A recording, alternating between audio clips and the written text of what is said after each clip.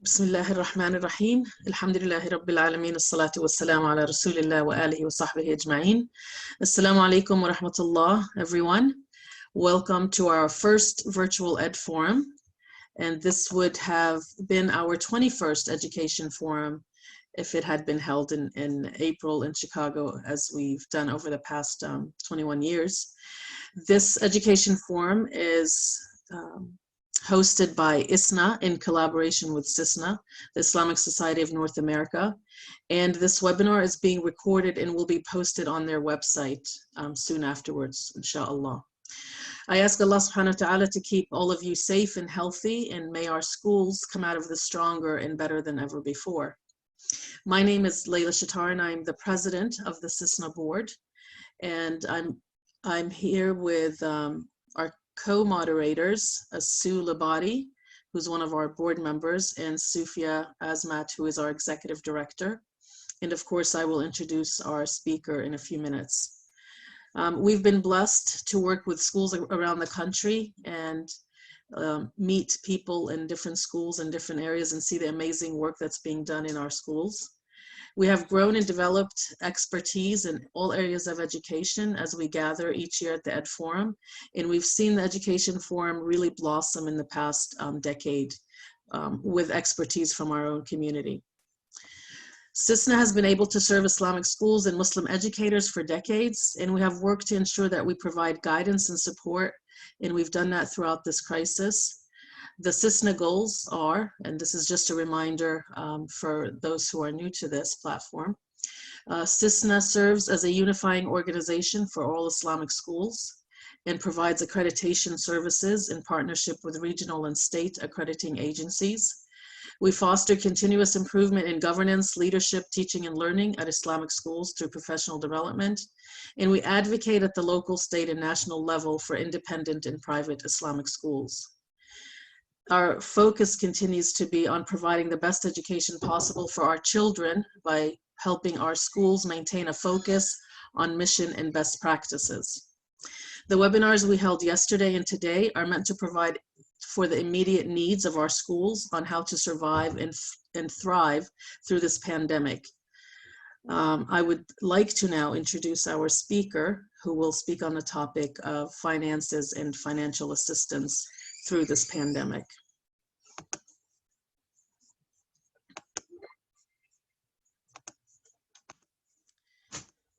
Our guest speaker is Mark Mitchell, who is the Vice President of the National Association of Independent Schools.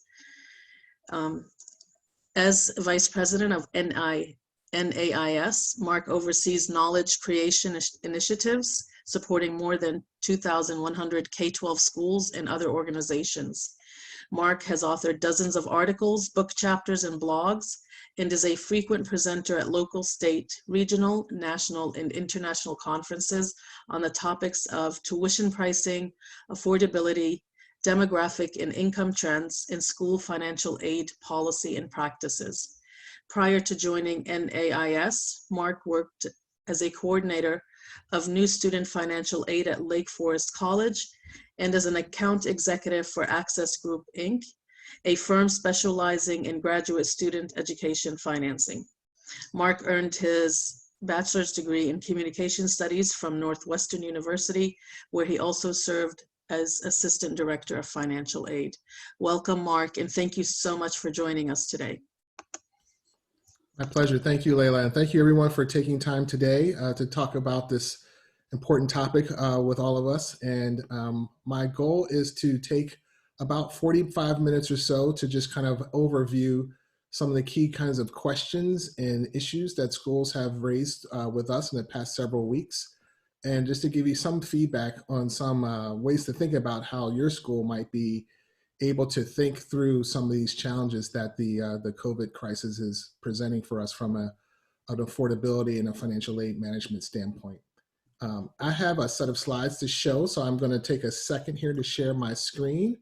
And I am happy to share these slides with folks so that everybody can get a copy of these after the session. So let's pull this up.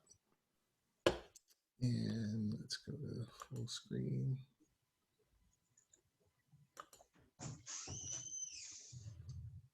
Okay, can I just have someone confirm that they can see that deck? Okay. Yes. Okay, awesome. Thank you, Layla. All right, so again, my name is Mark Mitchell, and I have been with NAIS since 1998. And one of the reasons why I think that that's important to point out is because in that time frame, um, since I started, this current crisis makes the third recession sort of driven moment that caused a lot of angst for schools about what's going to happen with enrollments and what's going to happen with their financial sustainability and things like that. And one of the things that I thought was important to be able to think about in that context is that, you know, in those after the 2001 recession, after the 2008 recession era, schools by and large came out actually pretty well, and there was definitely some impact on enrollment, some impact on financial structures, but by and large, one of the things that we saw and observed from most families was that even in those moments of financial crisis and those moments of change for them, one of the things that they almost universally felt was the last thing they wanted to change in their life was where they sent their child to school. They believed that those school communities, especially the independent school communities, were a place for um, a place for I guess emphasizing or creating the kind of stability in their life that when everything else around them was seemingly on shifting sands. And so one of the things that I think is that gives me hope that all of us will come through this kind of crisis as strong as we possibly can is that fact that our schools, especially being as mission driven as they are, as family and community oriented as they are, is that even in times where families have to pick and choose what to cut or what to change in their spending patterns or in their financial priorities, uh, a quality education is usually the last thing on that list. And so for us as schools, one of the things that we have to make sure we can do is help parents and those families understand that through this, we are still there for them, that we will do as much as we can to keep them as part of those communities because the community doesn't exist without them. And that our leadership sort of strength or positioning is all about what can we do? How flexible can we be? How responsive can we be to keep our community strong? And that means stabilizing enrollment as much as possible and managing our financial aid and our financially and our affordability posture as well as we possibly can. And so that's what I hope that I'll be able to help you think through in this session this afternoon. And because I know one of the things that's really been hard about this particular moment is the suddenness of it all, how impossible it was to sort of predict or anticipate or plan for all of the sort of downstream effects and the direct impact that it's had already on a lot of school communities, a lot of families. And so from a leadership position, you know, it's it's normal, I guess is the best word I can think of, to feel like I don't have a handle on all the angles of it because even though from the outside leadership might look like a straight line or like a top down thing, actually leadership can be very messy and crisis moments expose that messiness. And so and so one of the things that can help us get a handle on the messiness is not trying to sort of exactly predict what might happen, but at least make sure that we're asking the right kinds of questions and having the right kinds of conversations that can lead us in certain directions that are consistent with our mission and the value that we bring as a community to families that make up that community. So long way around to say that this is what I hope that this session will do is help to kind of hone in on like the messiness of that leadership in the affordability realm. I'm going to talk a little bit about how to think through things like how financial aid policy, procedures, and philosophies all commingle and kind of get emphasized through times like this. And I've got this session set up to just kind of go through 10 questions that I know we get all the time at NAIS that are relevant or related to these kinds of matters. So I'm going to go through all 10 of the questions and give you some insight or some feedback from the NAIS perspective on how you might approach those questions or answering those questions on your at your schools. And then we should have some time maybe at the end for any other unanswered questions that might still be on your mind. Mark, sorry to interrupt you, but there's some Yep. the mic is like there's some clipping sound. I'm not sure if it comes and it goes when you're speaking. I don't know. Okay. Let's see. I can try. Let's see. Can you hear it when I'm not speaking? So now it's Like clear. I don't know if it has to do with your movement, but now it's clear. It's fine. Thank you. Sorry about that. Okay, we'll stick with it for now, but definitely ding me again if that's an issue that's continuing. I'll try to limit my movement. Sorry. I think no worries. Thanks. Yep. So, so the first thing though, before you start to answer or think about the questions that are maybe vexing or plaguing you right now about this crisis, one of the things that I always sort of affirm with schools when they're thinking about financial aid issues or financial aid matters, how we might shift or rethink policies or procedures or processes, before you kind of do anything around those situations, is to start with just reaffirming within your own leadership circles, whether it's the board or whether it's like an administrative team at the school. If your school has a financial aid committee, get those people around in a meeting around a virtual table, and just basically begin with asking why. Why do we have financial aid? What are we trying to accomplish with it? So that as we have to make any kinds of adjustments or pivots or reconsiderations, that we're all still doing those things and making those decisions with a baseline understanding of the ultimate goal that we want our financial aid investments and our affordability strategies to actually yield us. And so when you think about sort of like this reflection, you know, here are some guiding questions you might ask yourself to have those kinds of conversations. I know the third set here, this third bullet, are particularly important during crisis moments. I think the first two are kind of, you know, relevant all the time. But in crisis moments, it might be important to make sure that there's clarity around the most important enrollment priority that the school is sort of going after.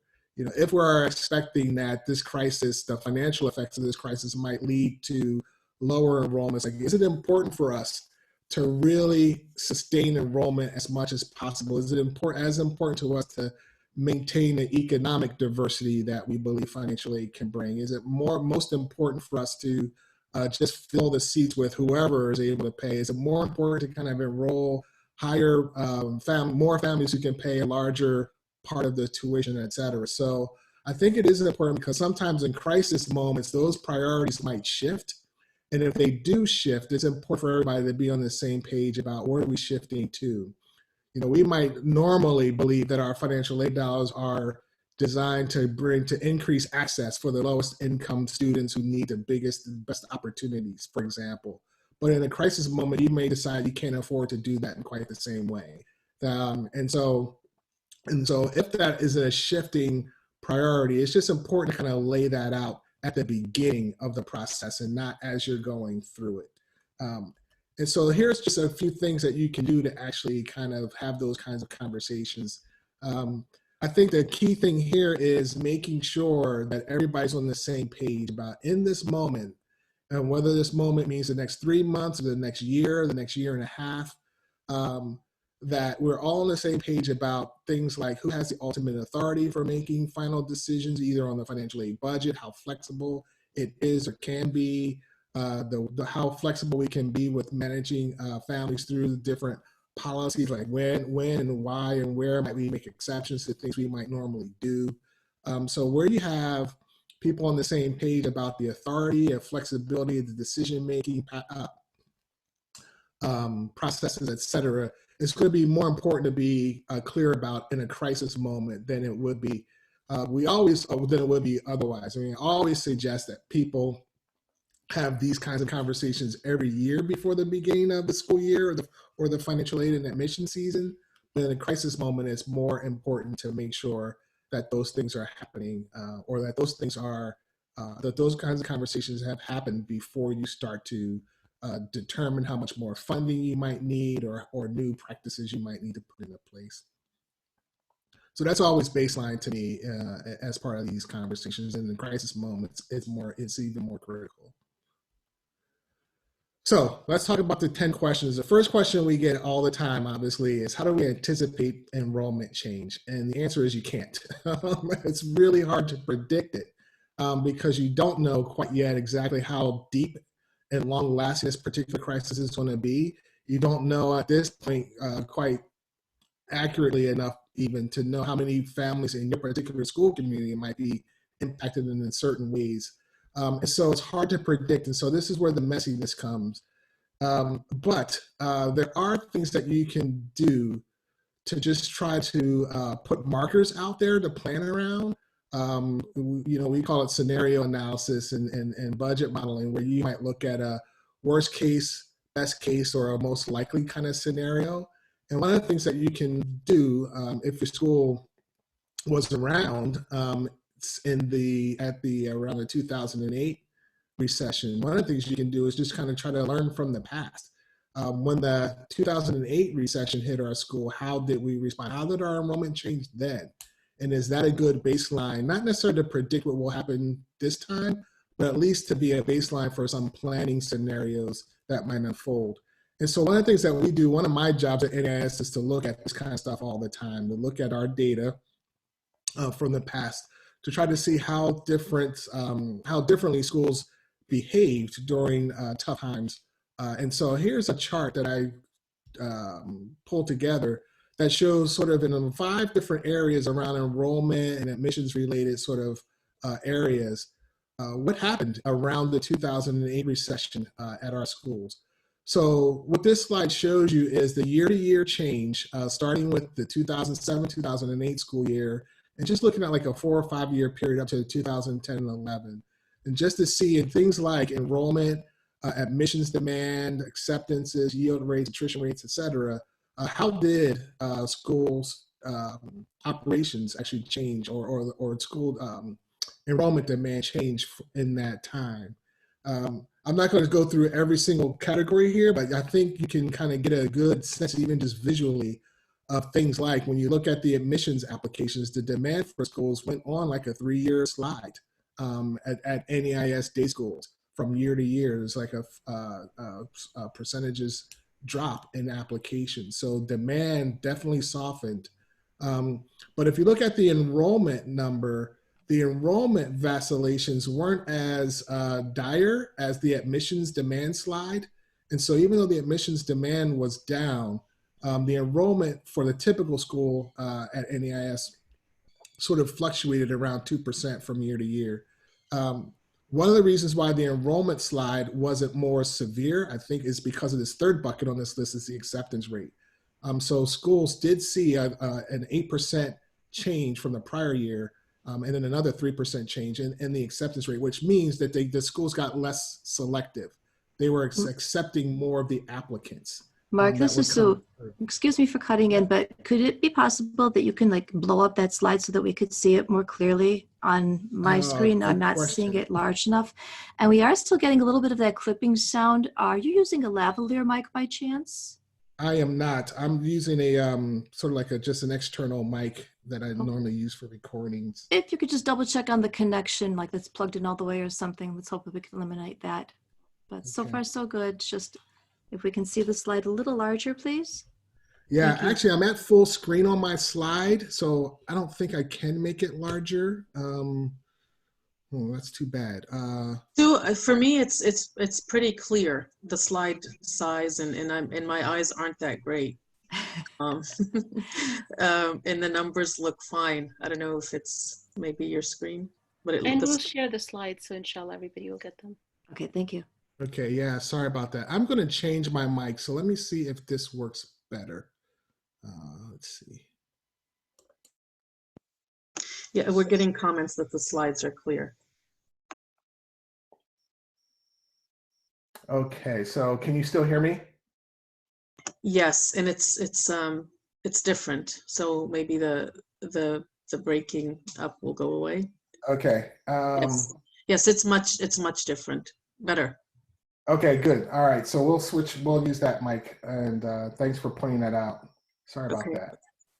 That's okay. I think we can still hear you clearly. It's just, there's just this little sound that keeps coming and going. But your voice is clear and we understand what you're saying. Got it.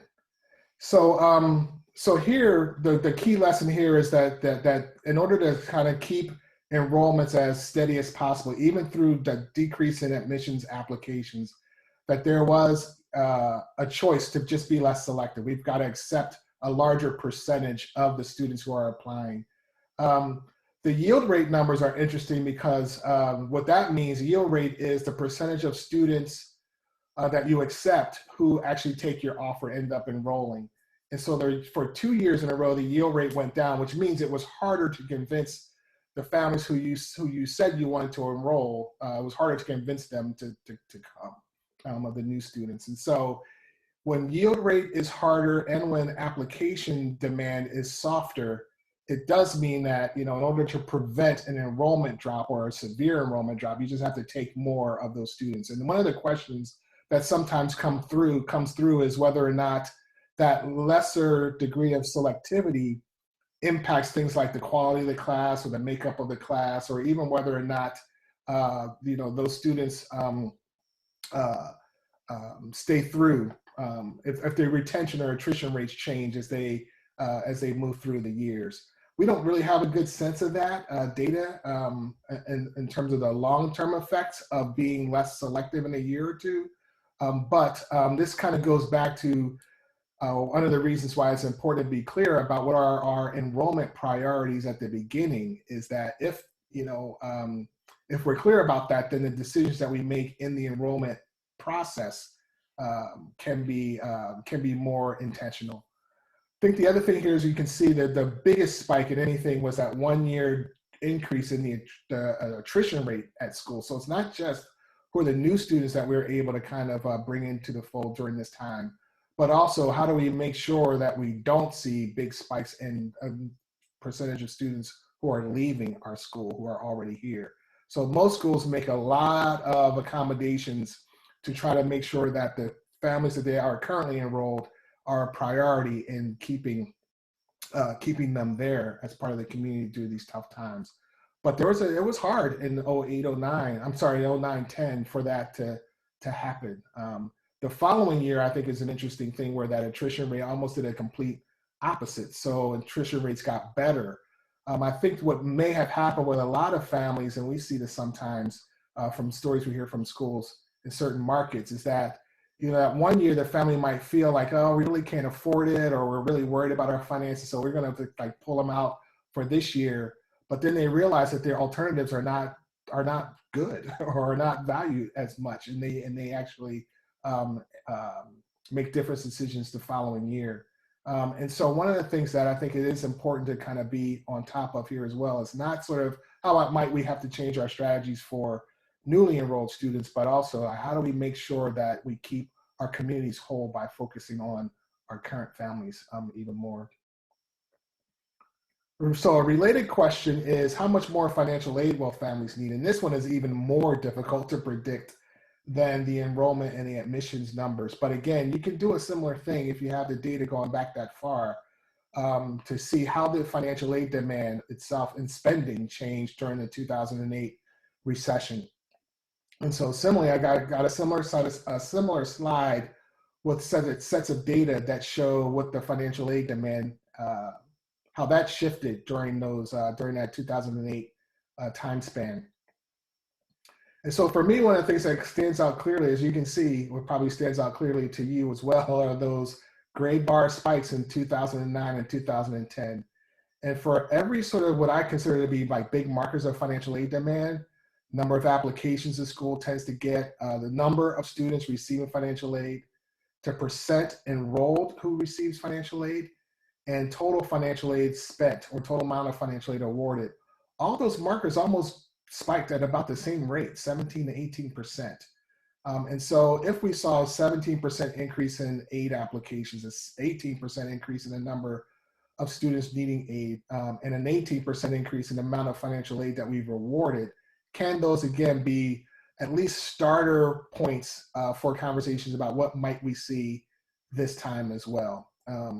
If we model those out as a possible scenario in our budgeting, then how might that play out in terms of projected revenue and projected need for having to come up with maybe some additional funding or financial support in order to kind of help meet that extra demand.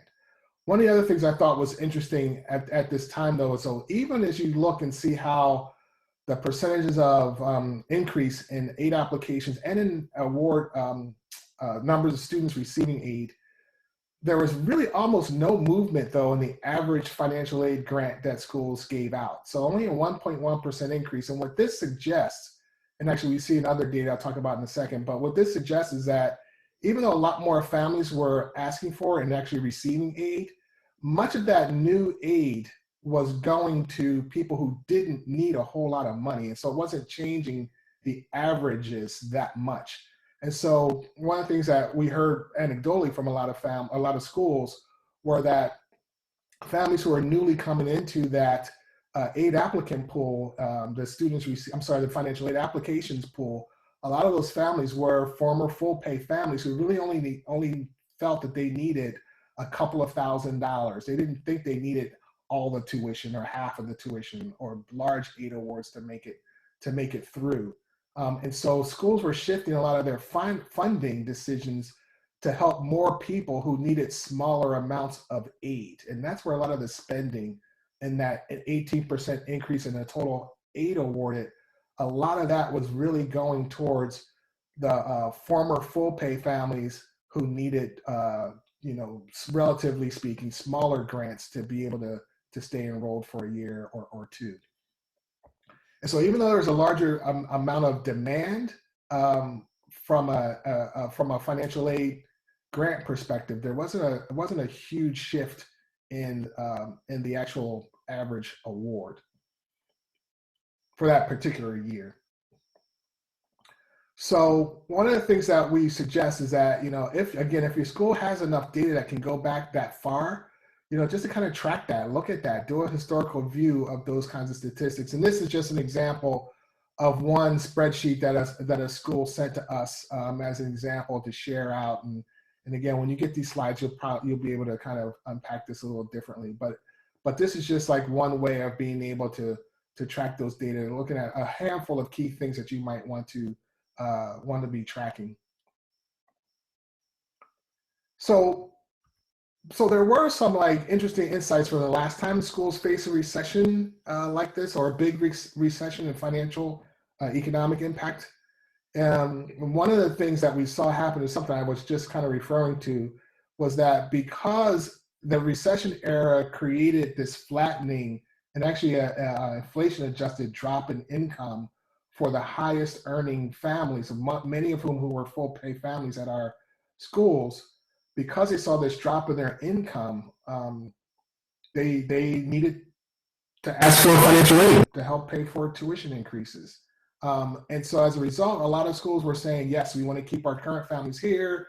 We know you might just need aid for a year or two. So so we'll try to manage your new need. And a lot of schools basically did that by spending less dollars on high need students and more dollars on low need students.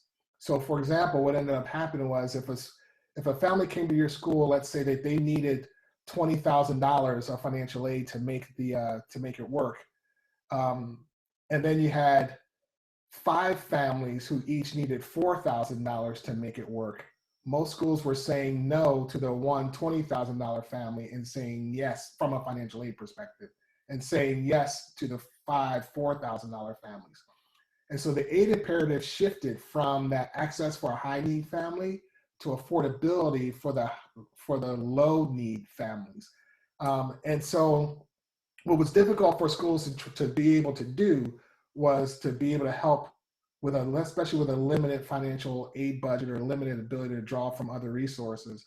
They were unable to really at large scale help both families in both of those situations.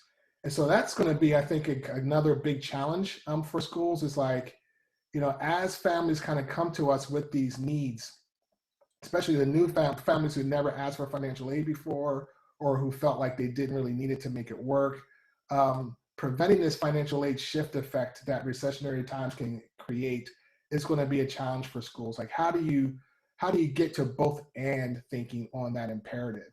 And so again, this kind of goes back to that first set of questions.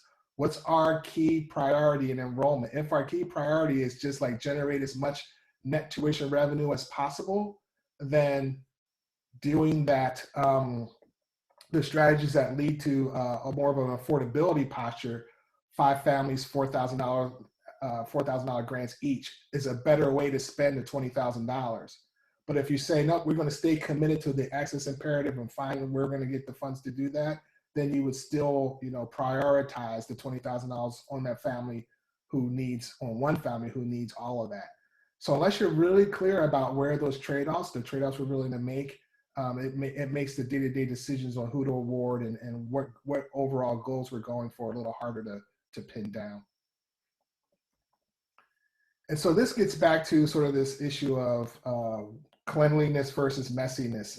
And as you're thinking about enrollment affects financial aid demand and impact, it's going to be important as we kind of move forward to think about budgeting for the stuff in a couple of different ways, or having at least some mindsets around how do we do scenario analysis. Like if we have some baseline data like the ones I just showed you, how might we envision a best case, worst case, most likely kind of scenario? They don't have to be perfect.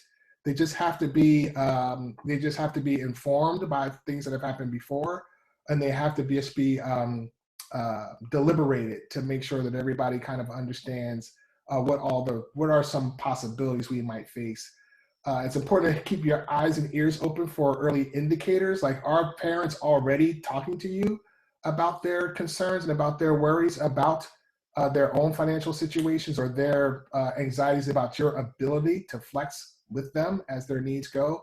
Are you hearing from, parents kind of like one-off? Or are you hearing from 10 and 12 and 20 of them? I saw an email exchange earlier today where someone had mentioned that they've already heard from 25 families at their school about the need to rethink applications for next year. And that's a different kind of early indicator than if you heard from 2 or 3 families.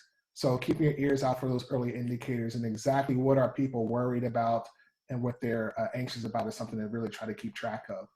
And then this whole idea of being fluid and flexible.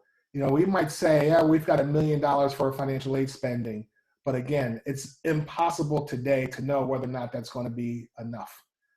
And so does the school have some kind of mechanisms for conversations, approvals, et cetera, that allow for articulating like how flexible can you be with that $1 million limit or that $1 million cap? So having all those things known up front as soon as possible in these conversations is going to be important. Making progress on this stuff is better than trying to be perfect about it. You got to plan for something, even if the something you're planning for might not actually turn out the way you thought. At least having some plans and some alternatives and some scenarios in mind will help you be able to better pivot when those situations sort of come up on you. So on that note, one of the things that a lot of schools have been doing or thinking about is creating a specific emergency fund and a process for applying for dollars from that fund just for families who are impacted by COVID-19 situation. So it's hard for us at NAIS to usually say yes or no, like this is a great idea, this is a bad idea, because a lot of it just depends on other factors that are unique from school to school. So instead of me saying, yes, I think you should create an emergency fund, or saying, no, I think you shouldn't, it's a conversation you might have if you haven't already. And so I'm just going to share with you, just like a handful of things to think about as you go through that conversation or as you set something up. And so here are a few like advantages of doing something like this, a few pros. One of the things that it definitely does help with is create a sense of expectation from families that this is like a one-time kind of fund, that it's especially designed for a special moment in time. It's not like part of the overall ongoing sort of financial aid pool. So when people apply for aid or help through that fund, it just kind of helps this emphasize the message that, you know, we're not expecting to have to help you for a long period of time, but maybe just in an emergency kind of situation. And that can temper some of the expectations about what might happen with that in the future. It separates out from the regular financial aid pool, what makes it more important or more easy, I guess, to track. Not just people who are applying for aid who would otherwise normally always would apply for aid versus tracking exactly what kind of demand or extra demand that the COVID situation itself is creating. And so I think that sometimes that can be a useful thing to be able to see or know differently. It can be a fundraising opportunity. We've already seen some examples of schools who have reached out to alums, parent associations, et cetera, to say, hey, look, people in our school community are suffering. If you're able to help them, you know, donate to this fund, and we will use these dollars to help families in need during this crisis. And it also can help to create, some schools, when they build these funds, they actually create a separate sort of shorter application process. So families don't have to go through the long, extensive sort of quote unquote regular financial aid application, that they can just sort of do something that asks 2 or 3 quick questions and use that as a baseline to go from. So I think that those are things that can be helpful in creating a fund like this. But I think they all also have like a flip side that can be somewhat challenging or negative. So one thing that does create a challenge, so even if you create an emergency fund that's intended to be sort of like a one-time pool, it's hard to predict that any particular family who's getting help from that pool will actually only need that help for one year, or for a semester or a short period of time. And so the fallout from this for any particular family can go well beyond a year. And so then it becomes a question of, well, if they got funded from this fund, and then the following year, if we don't have that fund, or, you know, or if they believe that they can't get aid otherwise, you know, might they leave, or can we hold on to them, et cetera. So I think that's something to kind of keep in mind. It's hard to predict that there's a such thing as a one-time nature of assistance for any particular family. Tracking the dollars outside the over aid pool, sometimes that can lead to a misleading sort of sense of the total amount of support that you're giving. Again, but unless you track it very well and include your spending from your emergency fund as part of your overall sort of extension of financial aid or tuition discounts, it could get lost in terms of seeing the overall investments you're actually making. For me, one of the biggest challenges is this number 3. This is like this third bullet point of the cons. It increases the possibility of what I call slush awarding, which means that it could, unless you're very disciplined in how you distribute aid from that pool, it can lead to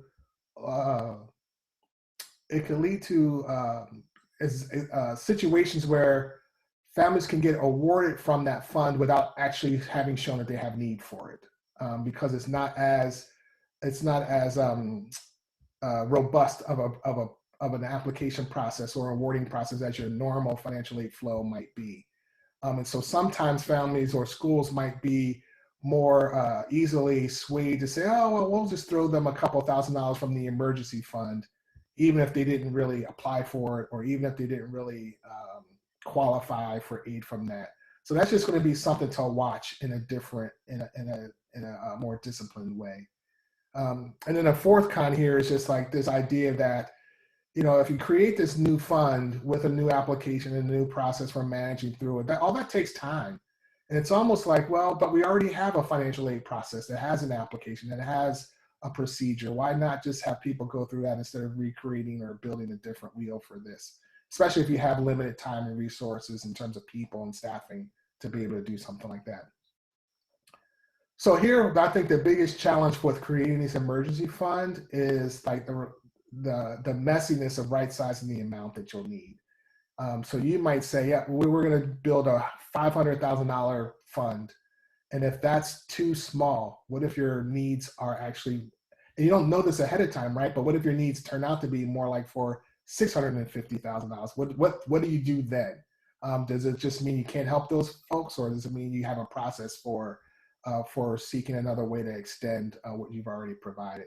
So for me, that would be a big challenge to solve for if you create a one-time emergency fund like this. Another question we get is, so what documentation should we get from people in these emergency situations? So somebody says we had to close our business, or that we lost our jobs, the parents in the household lost jobs. What do you actually do? And this is really hard because this is like a way that you're trying to create process and order in a procedure or in an area of your operations that's subject to a wide variety of like chaotic kind of situations. And so trying to manage this is difficult because you do want to make sure you have some baseline of things that we're going to objectively collect and assess for everybody, but understand that everybody's situation is going to be so fluid and changing and difficult and hard that balancing the objectivity of like a process with the subjectivity of like responsiveness and trying to meet parents where they are is going to be a thing to keep in mind. I'm not going to read through this list. Hopefully, most of these things are self-explanatory. But one of the things that we talk to schools about often about something like this, if somebody has lost their job, for example, and are asking for either reconsideration of their aid award that you already gave them or applying for the first time, these might be the types of things you might ask them to submit as part of your process. But one of the things we talk about all the time is that these types of processes and requirements should be things you already actually have in place, because it doesn't take an economic crisis for somebody to have lost their job. And so just as a part of regular financial aid policy, schools should already have processes and procedures in place. What do we do if somebody comes to us tomorrow and say they lost their job? Because that could happen literally any day of the year, regardless of how strong the economy is. And so I think it's important that if you already have those policies, it's kind of like revisit them, make sure that they're still in line. And for me, the biggest issue around the COVID-related crisis is not that you necessarily need to ask for different things than you otherwise might, but you just need to be prepared to have to do it more often. There's just this like workload and human toll, emotional toll on your financial aid person, your admissions person, whoever manages this process on you, to see, instead of maybe 3 or 4 of these a year, to see like 30 or 40 can be overwhelming. And so I think it's really a matter of, trying to help make sure you can manage the influx of this and that the crisis is likely to create. Another thing that might be different about this crisis is that some schools, for example, will have a general policy stance that says, we expect both parents to be working in order for them to, in order for them to do as much as they possibly can to pay for the tuition without financial aid. And one of the things that we've already seen an example has happened is that when in a normal situation, when a family has one of the parents that's not working outside of the home, and the school sort of sometimes makes an assumption, for better or for worse, that they could be working, they might do something like assume a minimum amount of income that the person not working outside of the home could earn and plug that in as part of their assessment. And one of the questions that's already come up as an example of a COVID-related sort of factor is that there was a story of a woman in this case who was not able to work from home given the kind of job that she had, but her daughter's school closed and went to remote learning. Her daughter, I think, was in like 2nd grade or something, very young child. And so she had to leave her job in order to be at home with her daughter to help her through the remote learning pivot. And so she took a leave of absence from her job in order to do that. And so she wasn't getting paid, she lost her income. And so the question was like, would you consider that a voluntary choice or not, and do an impute for something like that? So trying to kind of think about the types of situations that different families, different parents might be in that are COVID driven, that impact sort of how our policies may or may not change is going to be another challenge that this is going to present to us. Another question. So again, with this emergency fund idea, like how do we address that? How do we really affirm that it's really a temporary nature of help for people? A lot of schools worry that, you know, when families get that kind of temporary help, that it's hard to quote unquote wean them off of it later. And so there's a lot of hand wringing around, like, how do we manage that? And so again, you know, I just kind of have here a handful of bullet points. I'm not going to go through every one of them, but I think it's important for me, like, you know, to make a couple of assumptions around that is that if you do set up a temporary fund or an emergency fund, I think you should go into it at least thinking or planning for the fact that it's not going to be temporary for some of those people. Some of those people might take 4 or 5 years before they can kind of get back to normal, especially if they've had to close a business. Some of those people will need help longer than however you might define temporary or emergency. And I think there's just something in there about contingency planning for that needs to be part of this conversation. But in order to kind of make it apparent to people, I think like the first 2 or 3 bullets kind of get at this. One of the things that some schools are doing creatively is this, I like this idea of the pay it forward option. So it's not really treated as a loan, but it's more like, hey, look, you know, it is temporary.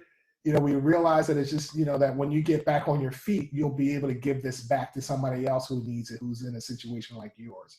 And if you can make even comments or suggestions like that, that helps to reinforce that emergency nature of it.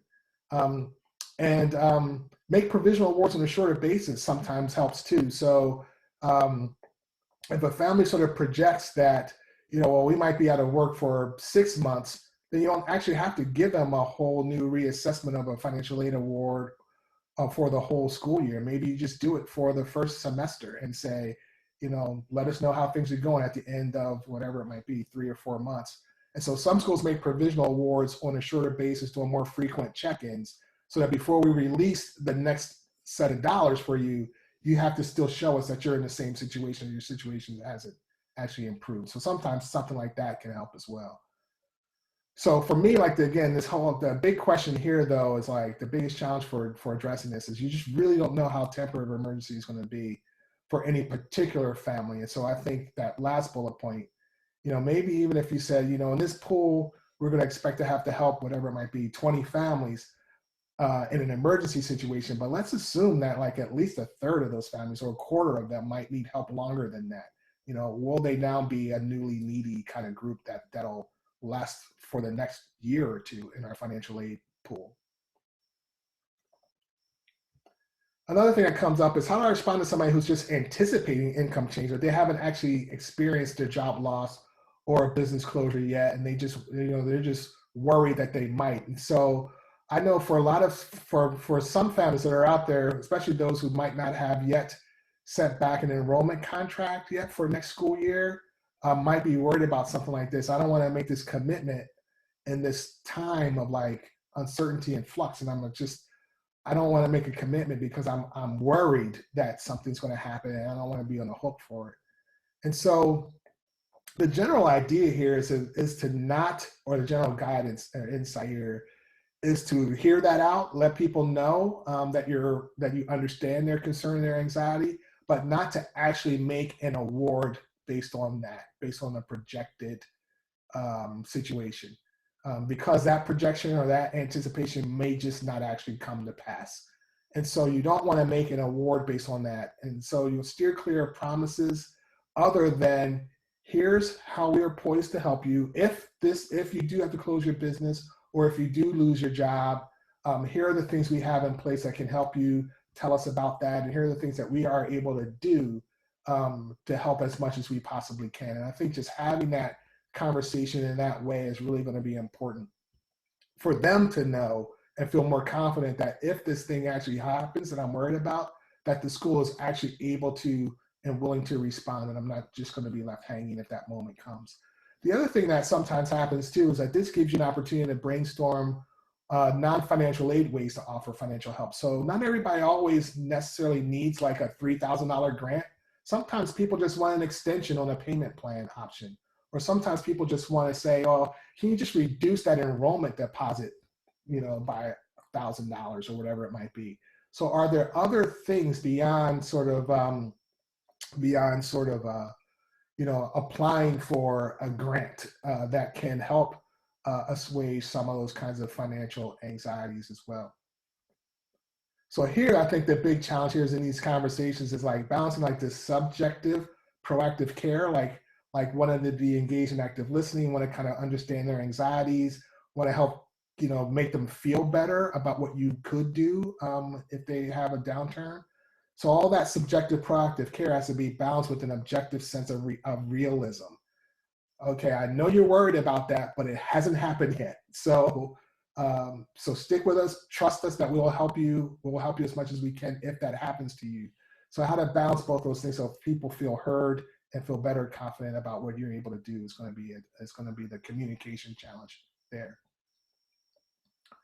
Another thing that's already come up, this is starting to wane a little bit as we get further and further out of the initial sort of impacts of this, but it's something that could come up during the course of next year as well, especially if we are able to get back to in-person school, but then have to retract again for social distancing.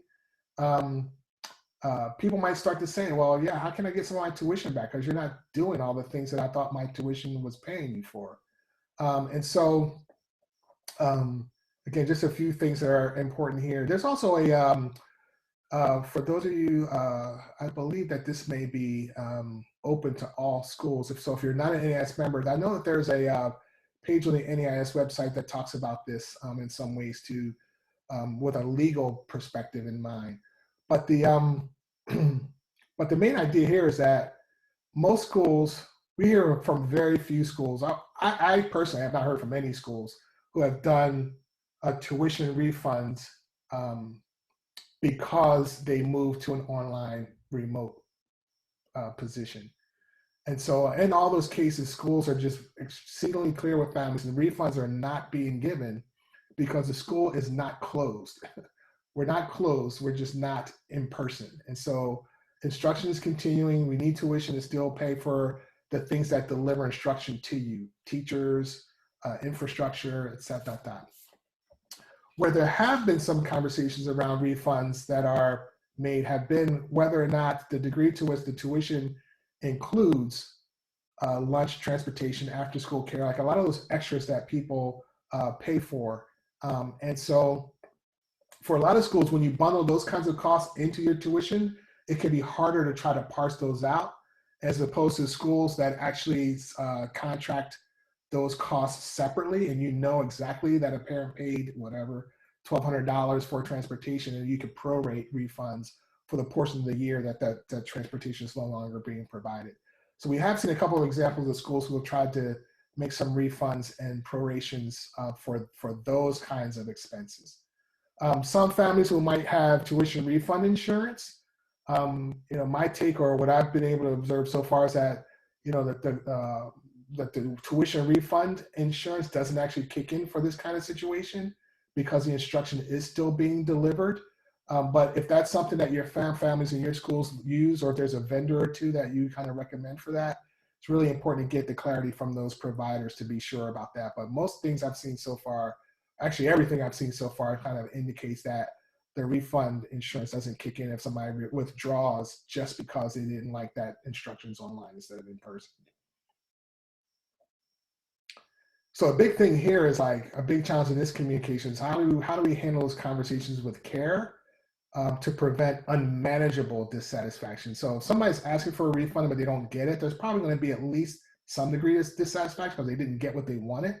But from family to family, like the degree of that dissatisfaction may be heightened.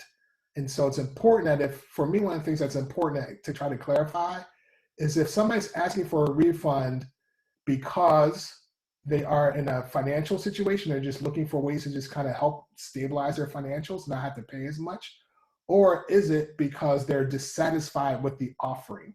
They believe that the quality is not as good, or they believe that, quote unquote, this is not what I signed up for. And listening to and hearing out like those families is going to be more critical to kind of assess, are they asking for a refund because they're dissatisfied with the experience? And learning more about that is going to be important to unpack. How are schools easing the financial burden for families? So this is sort of like some ideas of things that I've seen different schools do differently that get at the different ways of making it easier for families to, decreasing the anxiety that families have about how much you're going to pay for certain things. So I've seen all these kinds of examples, and it's kind of like in the order of magnitude.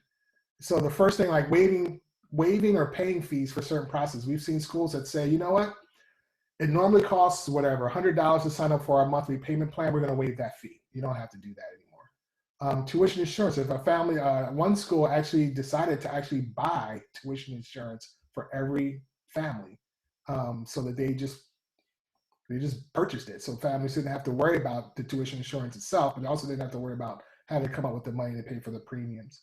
Another school I saw said that they had some leftover dollars in their financial aid budget from this year, about $90,000 that they didn't spend in financial aid. So what they did was they literally went through a list of families who still had outstanding tuition obligations for this current year. And of the whatever they found, I think around 50, no, it wasn't that many, maybe like around 30 families on that list that they found maybe like about 15 or 20 of them who were currently experiencing COVID-related situations like job loss or things like that. And so they just used their excess financial aid dollars from this year just to wipe out those obligations or those debts. And so the families didn't have to apply for it. They didn't have to do anything to actually ask for it. They just identified them and they just got proactive. So I thought that was a creative way of using our excess funds from this year to really just kind of help alleviate that burden for people who we already know are struggling. We talked already about raising funds for support. So again, in building like an emergency fund or a special fund for helping families, that's one thing schools are doing. We've seen a couple of, I've actually seen this at the college level. I haven't actually seen this yet at the independent school level, where some colleges have previously announced that their tuition would increase by whatever it might be, $1,000. And they've already gone back and announced that they're going to take that back, that they're actually not going to increase their tuition and keep their tuition the same as for 1920 school year. So that tuition increase pullback is away. And then we saw a school, an independent school, an NAS member school that actually announced a tuition reduction for next year. So they actually said, we're going to reduce our tuition by $2,000 for next year for everybody. And for some of them, they said, if you feel like you don't really need that $2,000 reduction, you could give it to us or you could pay that $2,000 as a donation to the school to help other people.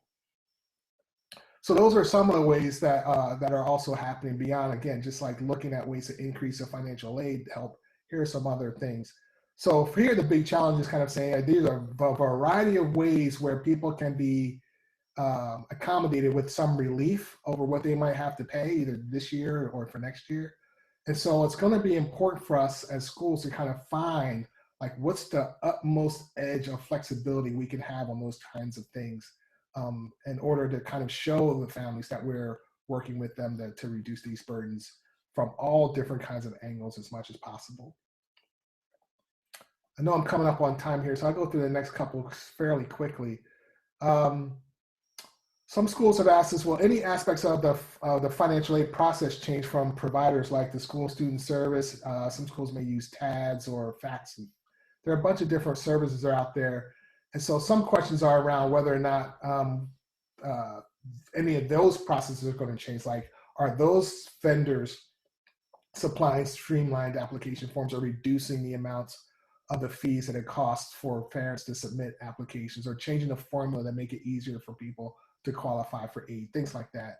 And from my perspective, or as far as I know, we are not aware of any providers who have announced any changes. We do know that at least one or two of them are thinking about some of these things, but it could still be, who knows, some number of days or weeks before they announce anything, if at all.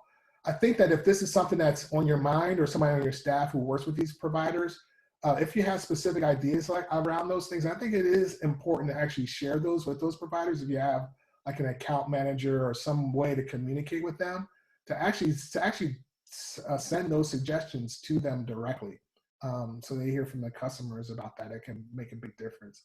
But I would temper expectations for any change in that. I would expect, it's okay to expect that those things might happen, but don't attach to any of them, because my belief is that for the most part, it's kind of going to be business as usual for those providers.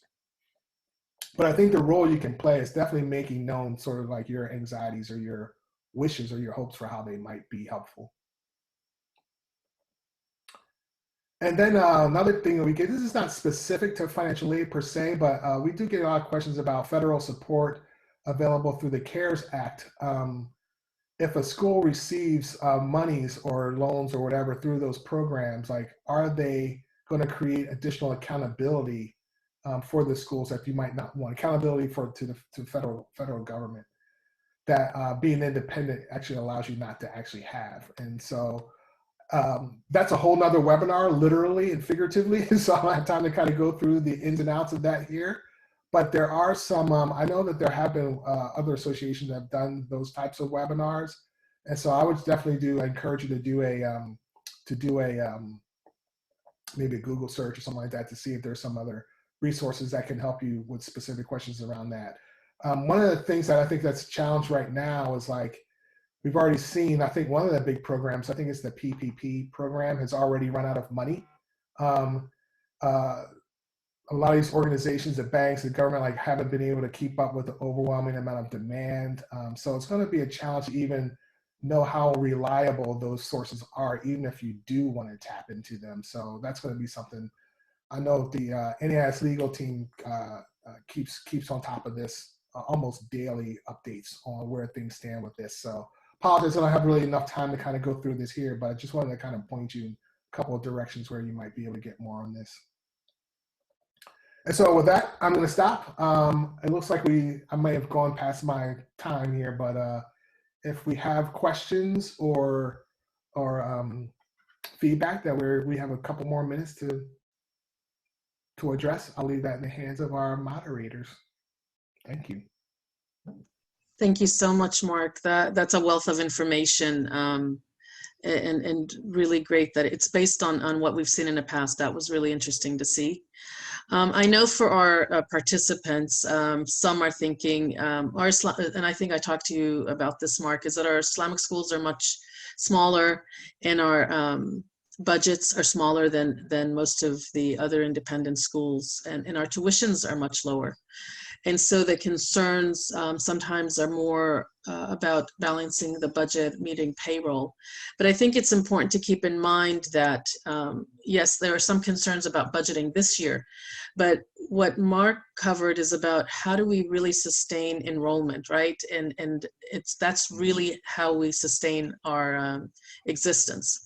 And one of the things that we might need to think about a little differently as Islamic schools is, rather than doing a fundraiser that covers, that we focus on operational expenses or payroll, is that we actually focus our fundraising to cover student tuition and grants or scholarships, whatever we want to call it, because keeping your enrollment, right? So you do a fundraiser where you may collect $200,000 rather than saying, okay, we're going to put this to payroll. You actually give that to students, or as financial aid, you maintain an enrollment number that keeps you sustainable, right? Because if every student you lose, it's much harder to get new students than it is to keep your existing ones. And it's just a different way to think about fundraising and the purpose of our fundraising, especially as Ramadan is coming up. I know that's a concern for this year, but when you're thinking about next year and doing some fundraisers, maybe really thinking about reaching out to donors as a way to cover that you're keeping a Muslim child in an Islamic school. And so maybe you would get donors to really focus on that. And that's why I thought it was really important to look at this financial aid process, which is important to keep. It has to be a systematic, streamlined process. And a lot of these things that Mark talked about, I think we need in our Islamic schools, and some of us may not be there yet.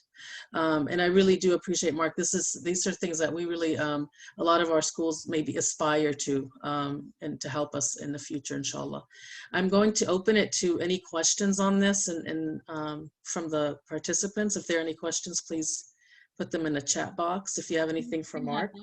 One of the questions we have is, what organizations out there are providing grants to help non-public schools for such funds beyond fundraising? So some schools, unfortunately, the tuition drives payroll. Yeah. So if there are grant giving or granting organizations out there that you may know of. Wow, yeah, that's tough. I don't think that there are a lot, at least not that I'm aware of. And one of the things I know at NES we're trying to keep our eyes and ears open to are whether or not existing foundations, like maybe like the Gates Foundation or something like that, are creating new sort of options for those types of things. But I think for independent schools, those kinds of outside funders in terms of agencies or organizations are very, very, very few and far between. So a lot of the onus on sort of filling those gaps does come to the schools themselves, and like how well they're able to rally their communities around that without having to make big adjustments in the expense side of the budget. So I can definitely do a little bit more digging on that, and happy to share with the ISNA and the CISNA folks if there are organizations that we come to know of that do that kind of grant making. So yeah, I don't have a great answer for that right now, but we can do a little bit more digging and send along some thoughts. Are you familiar with the states that have school choice? There are, because of the tax benefits to grant making organizations, there might be some available. I don't know of any that are Muslim based, but I know that in states where they have that type of school choice available, there are grant giving organizations, right? Correct. So yeah, and so normally with those types of programs, the grant giving is done on the family or the student level, not directly to the school per se. And so for a lot of like the states that have programs where either like corporations or businesses can get tax breaks by donating to schools or to school-based kind of organizations, or where families who are looking to go to an independent school or a private school can get a tuition voucher to help with that payment. But again, those are fairly few and far between. Again, we can pinpoint the states or in some cases even more like local, like municipal areas where the voucher program in particular are at play. So yes, so there are some things like that are out there, but they're very much more indirectly supportive of schools, not so much like schools themselves end up getting big grants from Right. the state So or the money follows the student, basically. It doesn't follow the school. That's how they're done. Generally, yeah. Mm-hmm. So on that note, I wanted to address something. CISNA is working currently with ISLA and the Muslim, what is Sharik's? The Muslim Philanthropy Initiative in Indiana University. So there is, we have in our capacity to advocate for Islamic schools and private schools in general, working with CAPE, and Sufia may want to explain a little bit more about what CAPE does, is that we are going to send out a survey to our Islamic schools to collect data about the impact of the pandemic, to take back to legislature, and so that if there are stimulus packages, if there's funding that goes to states, that private schools get a part of that. And so next week sometime, inshallah, CISNA, ISLA, and the Muslim Philanthropy Institute are collaborating, and we will send out a survey, and we really encourage you to complete those surveys. Without that data for them to take back to lawmakers, we don't really have a leg to stand on. And I know sometimes we're not we're not keen on providing a lot of our information and surveys, but it will be confidential. None of that will be shared with anyone by school. So I don't even think we have a choice at this point. We really need to put our data and our numbers and our impact out there so that we can make the message clear to lawmakers of how much we need support. And keep in mind that, you know, there are millions of students in private schools. And if there's this exodus from independent schools into public schools, the impact on public schools is grave as well, because they're not going to be able to handle that exodus. And this doesn't, you know, it's not just going to impact whether or not families can afford to pay tuition. It's going to impact every type of school in the country. This is, I think, to many degrees, much greater than the previous recessions that we encountered. And so there's a lot more uncertainty, and it seems to be much more long-term.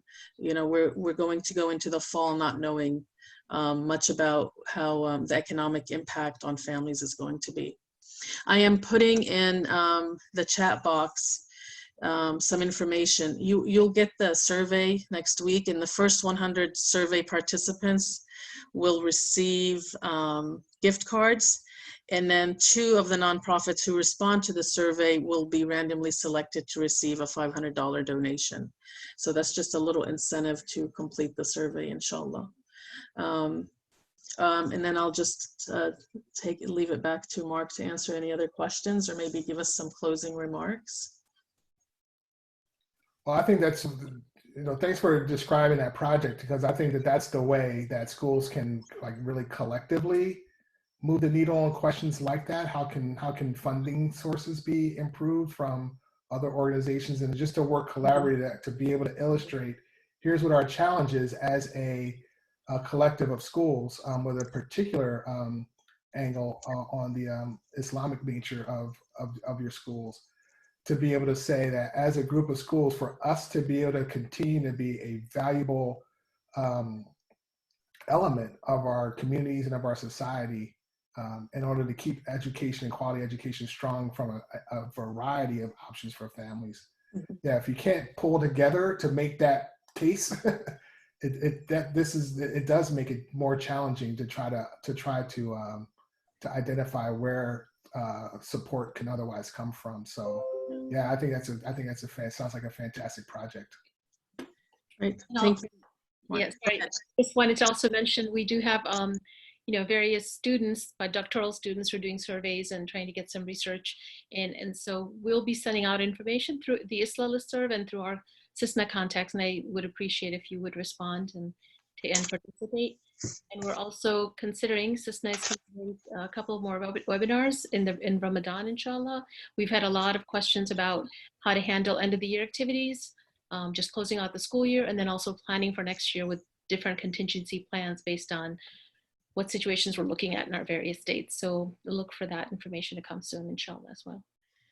And again, I just want to reinforce everything that Mark's done is based on data collection. And I think it's really important for our schools to maintain and track data for themselves. And then that's the only way we will also have data as a collective. So having policies and processes in place where we collect data and track it and look for trends is vital for us to be able to actually seek assistance and help support each other.